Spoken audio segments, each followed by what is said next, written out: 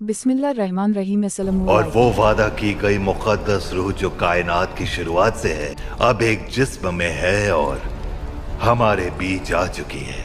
पैदाइश की खबर चारों तरफ है और उस बच्चे की तलाश जारी रहेगी। वो दाऊद के तख्त पर बैठकर हम पर हुकूमत करेगा, यही परवरदिगार की मर्जी है। वो आ गया। मोहम्मद, ये कैसा नाम हुआ भला? इस नाम का मतलब है तारीफ के काबिल मोहम्मद। लेकिन सिर्फ मोहब्बत और दोस्ती ही बरकरार रहेगी, ठीक तुम्हारे हाथों की खुशबू की तरह जो हमारे मदीने से निकलने के बाद भी यहाँ तक आ रही है। क्या आपने उनके कंधों के बीच कोई निशान देखा है? जानते हैं क्या है वो? निशानी है पैगंबर होने की।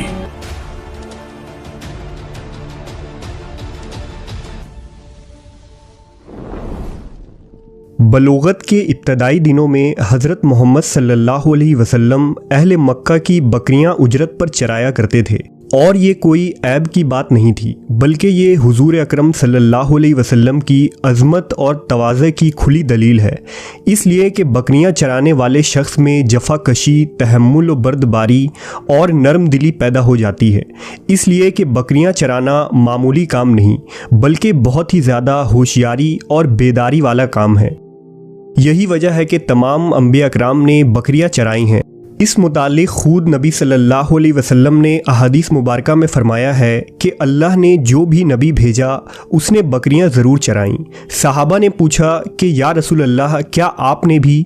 तो आपने जवाब दिया कि हाँ, मैं भी मक्का वालों की बकरियां किरारियत पर चराता था। इसी तरह एक मरतबा नबी सल्लल्लाहु अलैहि वसल्लम सहाबा कराम के साथ जंगल तशरीफ़ ले गए। सहाबा बैरियां तोड़ तोड़ कर खाने लगे, तो आप सल्लल्लाहु अलैहि वसल्लम ने इरशाद फरमाया, जो खूब सया हो वो खाओ, वो ज़्यादा मज़े की होती हैं। ये मेरा उस ज़माने का तजुर्बा है जब मैं बचपन में यहाँ बकरियां चराया करता था। बहरहाल मक्का के उन वादियों में नबी करीम सल्लल्लाहु अलैहि वसल्लम की उम्र मुबारक 20 बरस हो गई। उन दिनों कबीला कुरैश और कबीला कीस ऐलान के दरमियान एक ज़बरदस्त जंग हुई। ये जंग हर्बुल फज्जार के नाम से मशहूर है।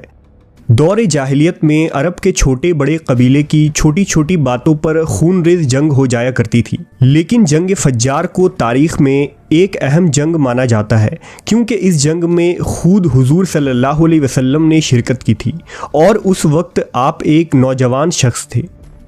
इस जंग की तफसील कुछ यूँ है कि दौर जाहिलियत में अक्कास के मैदान में एक बड़ा मेला लगता था, जिसमें मुशायरे, किस्सा गोई, कुश्तियाँ और तीर अंदाज़ी का मुकाबला हुआ करता था। लिहाजा इस मेले में बनु किनाना के एक शख्स जिसका नाम बराज बिन कैस था, उसने कबीला बनी हवाजिन के अरवा अर्रहाल नामी आदमी को किसी मामूली बात पर कत्ल कर दिया। कुरैश को इस वाक़े की खबर हुई तो उन्हें अंदेशा हुआ कि कबीला बनु हवाजिन के लोग बदला लेने ज़रूर आएंगे। लिहाजा कुरैश मक्का हरम शरीफ की हिफाजत के लिए काबा के अतराफ़ जमा हो गए। हवाजिन के लोग भी हरम की तरफ बढ़ने लगे और दोनों कबीलों के दरमियान मतभेड़ हुई। ये मतभेड़ कई रोज़ तक यूं ही चलता रहा और वक्फा वक्फा हवाजिन के लोग हमला करते रहे। आहिस्ता आहिस्ता कुरैश के हलीफ कबाइल भी इस जंग में कूद पड़े और ये एक बड़ी लड़ाई बन गई। आखिरकार कुरैश और हवाजिन के दरमियान 15 आमुल फील के साल एक बड़ा मुआरका हुआ, जिसे हर्ब फज्जार कहा जाता है। ये एक ज़बरदस्त और फैसला कुन जंग थी, जिसमें जीतने वाला पूरे जज़ीरा अरब और तमाम कबीलों में सबसे ताकतवर साबित होता। इसलिए कुरैश के सरदारों ने अपने पाँव में बेड़ियाँ डाल ली ताकि वो मैदान जंग में साबित कदम रहें और कोई फरार ना हो सके। इस जंग में हुजूर के चचा ज़ुबैर बिन अब्दुल मुत्तलिब बनु हाशिम की क़यादत कर रहे थे और दूसरे कबीलों का सिपा सलार हर्ब बिन उमैया था। हुजूर के कई चचा और चचाज़ाद भाई इस जंग में शरीक थे। लिहाजा अपने चचाओं के कहने पर आप सल्लल्लाहु अलैहि वसल्लम ने भी इस जंग में हिस्सा लिया, लेकिन आपने मैदान जंग में तलवार न उठाई और न किसी पर तीर चलाया। अलबत्ता आप तीर और नेज़ा उठा उठा कर अपने चचाओं को देते और लड़ाई में उनकी मदद किया करते थे। जंग फज्जार के दौरान एक गैर मामूली बात देखी गई। कि जब भी हुजूर सल्लल्लाहु अलैहि वसल्लम मैदान जंग में तशरीफ़ लाते तो कुरैश जंग जीतने लगते, और जैसे ही नबी करीम सल्लल्लाहु अलैहि वसल्लम मैदान जंग से वापस तशरीफ़ ले जाते तो कुरैश कमज़ोर पड़ने लगते। लिहाजा कुरैश की फतह याबी और शिकस्त नबी सल्लल्लाहु अलैहि वसल्लम की बरकत पर मुनहसिर था, जिसका मुशाहिदा कई लोगों ने किया। जंग फज्जार से अरब के सैकड़ों घराने बर्बाद हो गए थे। हर तरफ बदामनी और आए दिन लूट मार हो रहे थे। मुल्क का अमनो अमान गारत हो चुका था। न दिन को चैन था और न रात को आराम था। लिहाजा बनु हाशिम, बनु असद, बनु गुतफान और दीगर कबाइल कुरैश के बड़े बड़े सरदार अब्दुल्लाह बिन जदआन के मकान पर जमा हुए और ज़ुबैर बिन अब्दुल मुतल्लिब ने ये तजवीज़ पेश की कि हालात को बेहतर बनाने के लिए अब इस जंग को बंद कर देनी चाहिए और कोई सुलह या मुआहदा करना चाहिए। लिहाजा तमाम अरब कबाइल और कुरैश के दरमियान एक मुआहदा हुआ, जिसमें जंग बंदी, मुल्क में अमनो अमान, मुसाफिरों की हिफाजत, गरीबों के अमदाद पर तमाम लोग मुत्तफिक हुए। इस मुआहदे को हिल्फुल फजूल कहा जाता है, जिसमें मोहम्मद सल्लल्लाहु अलैहि वसल्लम भी शरीक हुए। आपको ये मुआहदा इतना पसंद था कि ऐलान नबूवत के बाद भी आप फरमाया करते थे कि इस मुआहदे से मुझे इतनी खुशी हुई कि आज भी अगर कुरैश चाहे तो मैं उस पर कायम रहने के लिए तैयार हूँ। बहरहाल अब कुछ सालों के लिए जंग बंदी हुई और अरबों के हालात कुछ बेहतर हुए।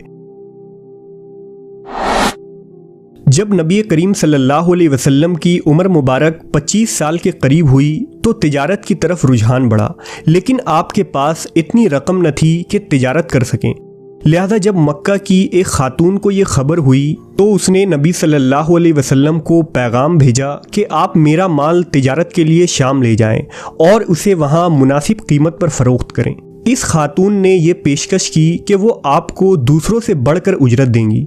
उस खातून का नाम खदीजा बिनते खवील था, जो मक्का की निहायत ही शरीफ ख़ानदान की एक मालदार बेवा खातून थी। सैयदा खदीजा का ताल्लुक कबीला बनु असद से था। आपके वालिद खवील्द बिन असद अरब के अमीर तरीन इंसानों में एक थे। जब जंग फज्जार शुरू हुई थी तो खवील्द ने भी इस जंग में शिरकत की थी और वो इस जंग में मारे गए। लिहाजा बाप के मरने के बाद सैयदा खदीजा ने सारा कारोबार खुद संभालना शुरू कर दिया था। दरअसल सैयदा खदीजा ने पहले ही हुजूर की सदाकत, अमानतदारी और ईमानदारी के चर्चे सुन रखे थे और वो आपकी खूबियों से बहुत मुतासिर थीं। इसलिए उन्होंने आप सल्लल्लाहु अलैहि वसल्लम से तिजारत की ये दरख्वास्त की थी। बहरहाल हुजूर ने सैयदा खदीजा के माल को लेकर तिजारत के लिए शाम रवाना हुए। इस सफ़र में हज़रत खदीजा ने आपके साथ अपने एक ग़ुलाम मीसरा को भी रवाना कर दिया। इब्न इसहाक के मुताबिक सफ़र शाम के दौरान हुजूर सल्लल्लाहु अलैहि वसल्लम ने एक जगह थोड़ा तवक्क़ुफ़ किया और एक दरख्त के साए में आराम फरमा हुए। करीब नस्तूर राहिब की एक खानकाह थी। राहिब ने जब आप सल्लल्लाहु अलैहि वसल्लम को देखा तो मीसरा के पास आया और पूछा कि वो हस्ती कौन है जो उस दरख्त के नीचे आराम फरमा रहे हैं। उसने कहा, ये अहले हरम के हाशमी कुरैसी जवान मोहम्मद हैं, जो सालेह, अमानतदार और एक सच्चे इंसान हैं। राहिब ने कहा, क्या उनके आँखों में सुर्खी रहती है? मीसरा ने कहा, हाँ, ये सुर्खी हमेशा उनके आँखों में होती है। नस्तूर ने कहा, ये पैगंबर हैं और सबसे आखिरी पैगंबर हैं, जिसकी अलामतें हमारी किताबों में मौजूद हैं। उस दरख्त के नीचे सिवाय नबी अल्लाह के और कोई शख्स भी आज तक न बैठा है। मीसरा ने राहिब के इस बात को जहन नशी कर लिया और सफ़र आगे बढ़ा। जब ये कारवान बसरा पहुंचा तो मोहम्मद सल्लल्लाहु अलैहि वसल्लम ईला के नज़दीक एक खुश कुएं की तरफ बढ़े और उसके बाद उस कुएं में अपना हाथ डाला। उसमें से चुल्लू भर पानी उठाकर अपने हाथ धोए और उसके बाद करीब में मौजूद एक सूखे हुए दरख्त के नीचे बैठ गए। मीसरा ने देखा कि वो सूखा हुआ दरख्त अचानक सरसब्ज हो गया और मोहम्मद सल्लल्लाहु अलैहि वसल्लम इसके साए में इबादत में मशगूल हो गए। बहरहाल शाम पहुंचकर आप सल्लल्लाहु अलैहि वसल्लम ने तमाम माल को फ़रोख्त कर दिया और इस तिजारत में बहुत नफ़ा हुआ। लिहाजा हुजूर सल्लल्लाहु अलैहि वसल्लम मीसरा के साथ मक्का के लिए वापस रवाना हो गए। शाम से वापसी पर रास्ते में एक दिन दोपहर और सख्त गर्मी का वक्त था। मीसरा क्या देखता है कि हुजूर ऊंट पर सवार हैं और दो फरिश्ते आपको धूप से बचाने के लिए साया किए हुए हैं। अल्लाह ने मीसरा के दिल में नबी की ऐसी मोहब्बत डाल दी कि गोया वो नबी सल्लल्लाहु अलैहि वसल्लम का गुलाम बन गया।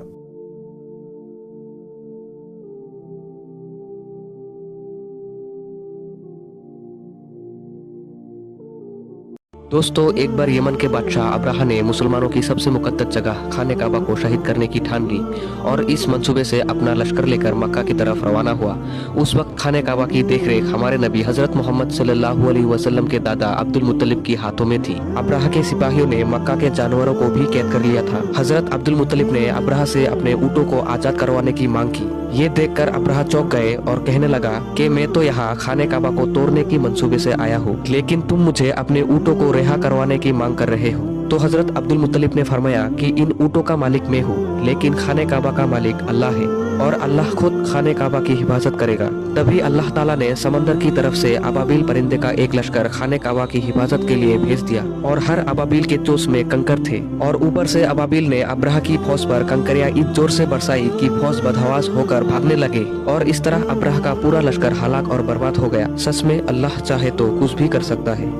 जब मक्का में पूरी तरह गुमराही फैली हुई थी और औरत को पैर की जूती समझा जाता था, बेटियों को जिंदा दफन कर दिया जाता और काले गोरे में फ़र्क समझा जाता और 360 खुदा की इबादत होती थी, तो अल्लाह ताला ने हज़रत मोहम्मद सल्लल्लाहु अलैहि वसल्लम को नबी बनाकर मक्का के ज़मीन पर पैदा किया। जिसके बाद आपने दीन इस्लाम की दावत दी तो अबू सुफियान और अबू जहल और उमैया बिन खल्फ ने आपको लालच दिया कि इस दीन से यानी इस्लाम से हट जाओ तो हम तुम्हें काबे की चाबियाँ दे देंगे, जिस औरत से चाहोगे निकाह करवा देंगे और मक्का का सरदार बना देंगे, बस एक अल्लाह की बंदगी से हट जाओ। तो मोहम्मद सल्लल्लाहु अलैहि वसल्लम ने फरमाया कि अगर तुम मेरे एक हाथ में चांद और एक हाथ में सूरज रख दो तो तब भी मैं इस दीन से नहीं हटूंगा। और इस्लाम की दावत देते रहे और एक ऐसे मजहब के दावत दी जिसमें काला गोरा बराबर है, अमीर गरीब बराबर है और बेटे नयामत है तो बेटियां अल्लाह की रहमत है और माँ के कदमों के नीचे जन्नत है और बाप जन्नत के दरवाजा है और खुदा सिर्फ एक है, उसके सिवा कोई इबादत के लायक नहीं और मोहम्मद सल्लल्लाहु अलैहि वसल्लम अल्लाह के रसूल है।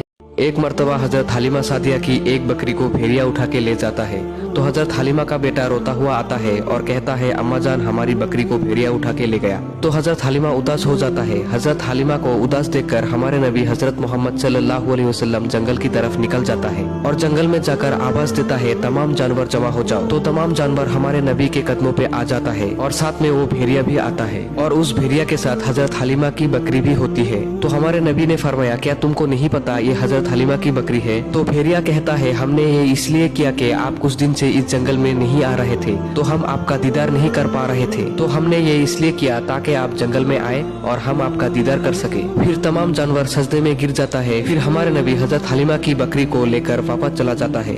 उस वक्त हमारे नबी की उम्र सिर्फ 3 या 4 साल थी। सुबहान अल्लाह। तो कमेंट में सुबहान अल्लाह जरूर लिखे। तो दोस्तों लाइक शेयर सब्सक्राइब करना मत भूलिए। दोस्तों तारीख में अगर सबसे ताकतवर लोग गुजरे हैं तो वो कौम आद के लोग थे जो कि आज से 5000 साल पहले यमन में आबाद थे। कौम आद के कद तकरीबन 90 फुट तक लंबे थे। ताकत तो इनमें इतने ज्यादा थी कि खजूर के दरख्त को अपने हाथ से ही उखाड़ फेंकते थे। कुफ्र तकब्बुर में मुफ्तला इस कौम की तरफ अल्लाह ताला ने हजरत हूद अलैहिस्सलाम को नबी बनाकर भेजा, मगर इस कौम ने हजरत हूद अलैहिस्सलाम की एक न मानी। फिर अल्लाह ताला ने इस कौम पर तेज हवा का आजाब नाजिल किया। वो हवा इन कौमों पर कहर बनकर 7 रातें और 8 दिन तक मुसलसल चलती रही, यहाँ तक कि कौम आद का एक आदमी भी बाकी जिंदा न रहा। तो दोस्तों लाइक शेयर सब्सक्राइब करना मत भूलिए।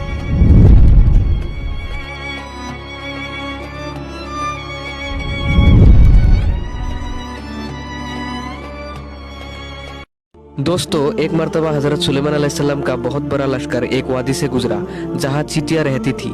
लश्कर की आने की आवाज सुनकर चींटियों की रानी ने कहा ए चींटियों तुम सब अपने घरों में चली जाओ, कहीं हजरत सुलेमान अलैहिस्सलाम और उनका लश्कर तुम्हें बेखबरी में कुचल न दे। चींटियों की रानी की ये बात हजरत सुलेमान अलैहिस्सलाम 3 मील के दूरी से सुन ली। तो आपने अपने लश्कर को रोक दिया ताकि चींटियां अपने घरों में चली जाए। फिर हजरत सुलेमान अलैहिस्सलाम ने चींटियों के रानी को अपने पास बुलाकर कहा, क्या तुमको नहीं पता कि मैं और मेरा लश्कर किसी पर जुल्म नहीं करता? तो रानी ने कहा, बेशक मैं जानती हूँ, पर मैं चींटियों के रानी हूँ तो मेरा हक बनता है कि मैं उनको हर एक चीज से आगाह करूँ और उनकी हिफाजत करूँ। तो हजरत सुलेमान अलैहिस्सलाम मुस्कुराने लगे। अल्लाह ने हजरत सुलेमान अलैहिस्सलाम को ये मौजज़ा अता किया था कि हजरत सुलेमान अलैहिस्सलाम हर एक मखलूक के जुबान समझ लेते थे और उनसे बात करते थे। तो दोस्तों, लाइक शेयर सब्सक्राइब करना मत भूलिए। क्या आप जानते हैं चांद के 2 टुकड़े किसने किए थे? एक मर्तबा कुफार मक्का हमारे नबी सल्लल्लाहु अलैहि वसल्लम से कहा, अगर आप अल्लाह के सच्चे नबी हैं तो चांद के 2 टुकड़े करें। तो हमारे नबी ने कहा, अगर मैं चांद के 2 टुकड़े कर दूं तो तुम ईमान लाओगे? तो उन लोगों ने कहा, हाँ हम ईमान लाएंगे। तो हमारे नबी ने चांद की तरफ अपनी शहादत उंगली से इशारा किया तो चांद के 2 टुकड़े हो गए। ये देखकर सब हैरान रह गए, मगर फिर भी कोई ईमान नहीं लाया और कहने लगे, अगर सच में चांद के 2 टुकड़े हुए हैं तो दूर में रहने वाले लोग ने भी देखा होगा, तो पहले हम इसे लोगों से पूछेंगे फिर ईमान लाएंगे। तो अगले दिन जब दूसरे मुल्क के लोग हज करने के लिए आए तो उनसे पूछा गया तो उन लोगों ने कहा, हाँ सच में कल की रात चांद के 2 टुकड़े हुए थे। ये सुनने के बाद सबको यकीन हो गया, मगर तकब्बुर की वजह से वो लोग ईमान नहीं लाए। एक बार मोहम्मद सल्लल्लाहु अलैहि वसल्लम ने शैतान को देखा कि बहुत कमजोर और लागत नजर आ रहा था। आप सल्लल्लाहु अलैहि वसल्लम ने उसे पूछा, तेरा ये हाल क्यों हो गया है? शैतान ने कहा, ए रसूल खुदा सल्लल्लाहु अलैहि वसल्लम, आपके उम्मत के से काम के बायस परेशान हूँ। मुझे इस कामों की देखने की ताकत नहीं है और मैं इसको बर्दाश्त नहीं कर सकता। नंबर 1, जब एक दूसरे से मुलाकात करते हैं तो सलाम करते हैं। नंबर 2, एक दूसरे से मुसाफा करते हैं। नंबर 3, हर काम का इरादा करने से पहले इंशाल्लाह कहते हैं। नंबर 4, और गुनाह हो जाए तो अस्तगफर पढ़ लेते हैं। नंबर 5, आपका नाम सुनते ही दुरूद पढ़ते हैं। नंबर 6, हर काम की इब्तिदा में बिस्मिल्लाहिर्रहमानिर्रहीम की तिलावत करते हैं। ये बहुत से काम हैं जिनको मैं बर्दाश्त नहीं कर सकता।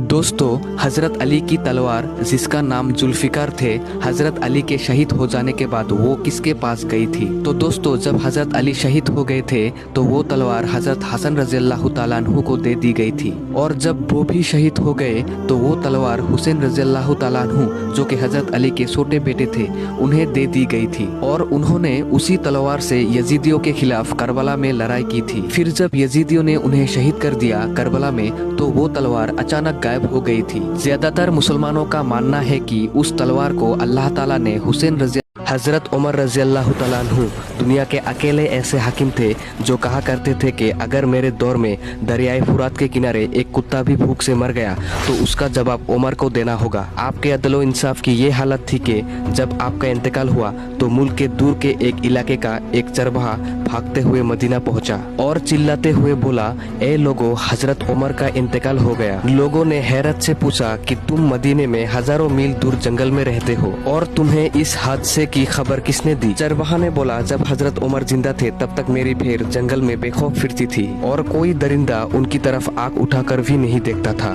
लेकिन आज पहली बार एक भेड़िया मेरे भेड़ के बच्चे को उठाकर ले गया। मैंने भेड़िया के हिम्मत से जान लिया कि हजरत उमर अब इस दुनिया में नहीं रहे। ये वाक़िया है हजरत अली शेरे खुदा की पैदाइश का। जब हजरत अली शेरे खुदा पैदा हुए तो आपके नूर से पूरा काबा शरीफ चमक रहा था। हजरत अली दुनिया के पहले और आखिरी ऐसे शख्स थे जिनकी पैदाइश काबा शरीफ के अंदर हुई। तारीख ने लिखा कि अरब की सरजमीन पर इससे पहले इतना बड़ा हुजूम कभी भी जमा नहीं हुआ था जितना कि हजरत अली शेरे खुदा की पैदाइश के वक्त जमा हुआ। जब हजरत अली पैदा हुए तो आप ना तो आम बच्चों की तरह रो रहे थे और न ही आंखें खोल रहे थे, मगर जैसे ही रसूल खुदा सल्लल्लाहु अलैहि वसल्लम ने हजरत अली को गोद में लिया तो हजरत अली ने वैसे ही अपनी आंखें खोल दी और दुनिया में सबसे पहले हुजूर सल्लल्लाहु अलैहि वसल्लम के चेहरे की जियारत की। लोग आपस में कहने लगे कि इस नूरानी बच्चे का नाम क्या रखा जाए। तभी रसूल खुदा सल्लल्लाहु अलैहि वसल्लम ने फरमाया कि ऐ लोगों, इस तरह का बच्चा आज से पहले कभी भी पैदा नहीं हुआ। इस बच्चे की विलादत अफजल है, आला है, इसलिए अल्लाह की मर्जी यही है कि इस बच्चे का नाम अली रखा जाए। बस इतना सुनना था कि लोगों में या अली की सदाएं बुलंद होने लगी। हजरत उमर रजी अल्लाह तआला अन्हु दुनिया के अकेले ऐसे हाकिम थे जो कहा करते थे कि अगर मेरे दौर में दरियाए फुरात के किनारे एक कुत्ता भी भूख से मर गया तो उसका जवाब उमर को देना होगा। आपके अदलो इंसाफ की ये हालत थी कि जब आपका इंतकाल हुआ तो मुल्क के दूर के एक इलाके का एक चरवाहा भागते हुए मदीना पहुंचा और चिल्लाते हुए बोला, ए लोगों, हजरत उमर का इंतकाल हो गया। लोगों ने हैरत से पूछा कि तुम मदीने में हजारों मील दूर जंगल में रहते हो और तुम्हें इस हादसे की खबर किसने दी? चरवाहा ने बोला, जब हजरत उमर जिंदा थे तब तक मेरी भेड़ जंगल में बेखौफ फिरती थी और कोई दरिंदा उनकी तरफ आंख उठाकर भी नहीं देखता था, लेकिन आज पहली बार एक भेड़िया मेरे भेड़ के बच्चे को उठाकर ले गया। मैंने भेड़िया के हिम्मत से जान लिया कि हजरत उमर अब इस दुनिया में नहीं रहे। दोस्तों, हजरत अली की तलवार जिसका नाम जुल्फिकार थे, हजरत अली के शहीद हो जाने के बाद वो किसके पास गई थी? तो दोस्तों, जब हजरत अली शहीद हो गए थे तो वो तलवार हजरत हसन रजी अल्लाह तआला अन्हु को दे दी गई थी और जब वो भी शहीद हो गए तो वो तलवार हुसैन रजी अल्लाह तआला अन्हु जो कि हजरत अली के छोटे बेटे थे उन्हें दे दी गई थी और उन्होंने उसी तलवार से यजीदियों के खिलाफ करबला में लड़ाई की थी। फिर जब यजीदियों ने उन्हें शहीद कर दिया करबला में तो वो तलवार अचानक गायब हो गई थी। ज्यादातर मुसलमानों का मानना है कि उस तलवार को अल्लाह ताला ने हुसैन रजी अल्लाह ताला अन्हु की शहादत के बाद अपने पास ले लिया है और जब इमाम मेहदी आएंगे तब उस तलवार को लेकर आएंगे।